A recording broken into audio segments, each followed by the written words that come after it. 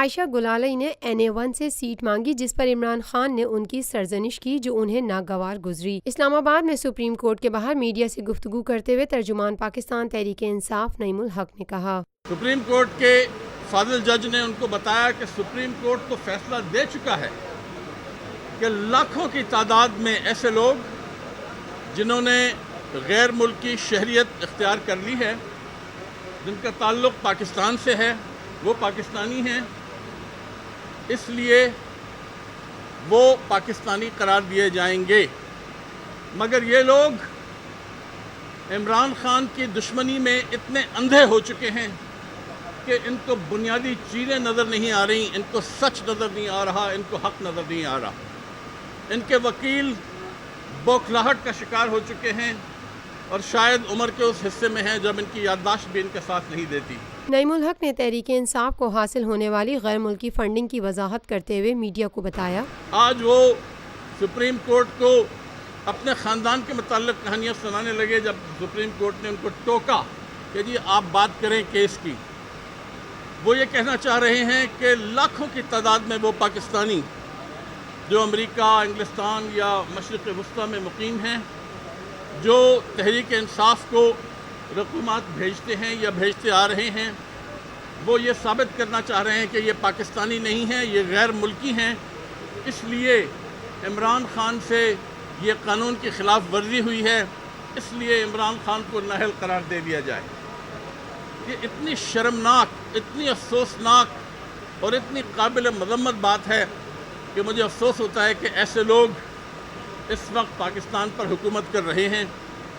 اور آج پاکستان میں بہت عرصے بعد ایک کٹ پتلی وزیر اعظم موجود ہے جو احکامات کے لیے کل مری اور غالباً ٹیلی فون پر روزانہ ہر بات کے لیے نواز شریف سے ہدایت لیتا ہے۔ موجودہ وزیر اعظم شاہد خاقان عباسی پر تنقید کرتے ہوئے رہنما PTI کا کہنا تھا، موجودہ وزیر اعظم کی قومی اسمبلی میں خود کوئی حمایت نہیں ہے، وہ صرف نواز شریف کے نمائندے کی حیثیت سے کام کر رہے ہیں۔ پاکستان کے آئین میں واضح طور پہ جو چیز درج ہے اس کے تحت تو وزیر اعظم کو اتنا اختیار ہونا چاہیے کہ اسے روزمرہ کے کام پورے کرنے کے لیے کسی کی اجازت کی ضرورت نہ ہو۔ مگر چونکہ نواز شریف نے ایک آمریت میں جنم لیا، پہلے 10 سال انہوں نے ایک آمر کے نیچے گزارے، اس لیے ان کے غالباً ذہن میں یا دل میں وہ جمہوری اقدار پیدا نہیں ہو سکی جو ایک جمہوری معاشرے کا حصہ ہوتی ہیں۔ ہونا تو یہ چاہیے تھا کہ جب پوری قوم نے اور خاص طور پہ سپریم کورٹ نے ان کے خلاف ایک فیصلہ دے کر ان کو وزیر اعظم کے عہدے سے ہٹا دیا، وہ سیاست چھوڑ دیتے، وہ اپنی جو پارٹی ہے جس پہ صرف ان کے خاندان کا قبضہ ہے وہ چھوڑ دیتے، اللہ اللہ کرتے، کچھ اور کرتے۔ مگر وہ ابھی تک اقتدار کے نشے میں جو 30 سال سے وہ نشہ ان پر طاری ہے، ابھی تک وہ حکومت کو چلانے کی کوشش کر رہے ہیں۔ عائشہ گلالی کے الزامات کی تردید کرتے ہوئے نعیم الحق نے مزید کہا، مجھے نہیں پتا، میں نے ان کی پریس کانفرنس نہیں دیکھی تھی، مگر ہماری جانب سے غالباً 30 پریس کانفرنسز ہو چکی ہیں۔ شیریں مزاری صاحبہ نے کی تھی پارٹی کے قائدین کی ہدایت پر، اور ان کے تمام الزامات مسترد کر دیے گئے۔ پرسوں وہ خود 4 گھنٹے تک بنی گلہ میں تشریف لائی تھیں عائشہ گلالی، اور انہوں نے خان صاحب سے درخواست کی تھی کہ مجھے NA1 کا ٹکٹ دیا جائے۔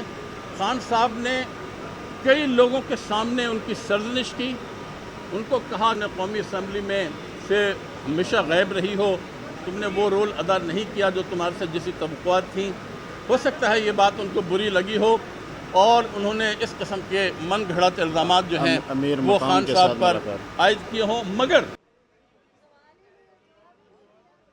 گزشتہ 50 سالوں سے آپ کا اعتماد لیے روفی پراپرٹیز آپ کے لیے لائے ہیں وہی معیار، روفی Pearl city.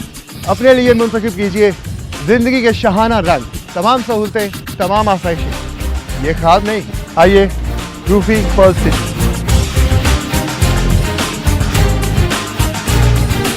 Rufi Perl city scheme 33 की प्राइम तरीन लोकेशन पर M9 इंटरचेंज के साथ मेमार मोड़ के सामने और मेमन हाउसिंग सोसाइटी के दरमियान। पर्ल सिटी 120, 150, 200 और 240 गज के तैयार बैंगलोर पर मुश्तमिल एक मुकम्मल secured gated community living project. ऐसी आसाइशें और सहूलतें जो आपने कभी देखी न सुनी। पहले साइट आइए, तैयार बैंगलोर देखिए, फिर फैसला कीजिए। रूफी ब्रदर्स की गोल्डन जुबली ओवरसीज और साबका तमाम माइनॉरिटीज के लिए 10% का खसूसी डिस्काउंट। बुकिंग और दीगर तफसीलात के लिए ईस्टलैंड marketing UAN 11117834। Lotus Lake Towers, a groundbreaking endeavor by Lotus Properties.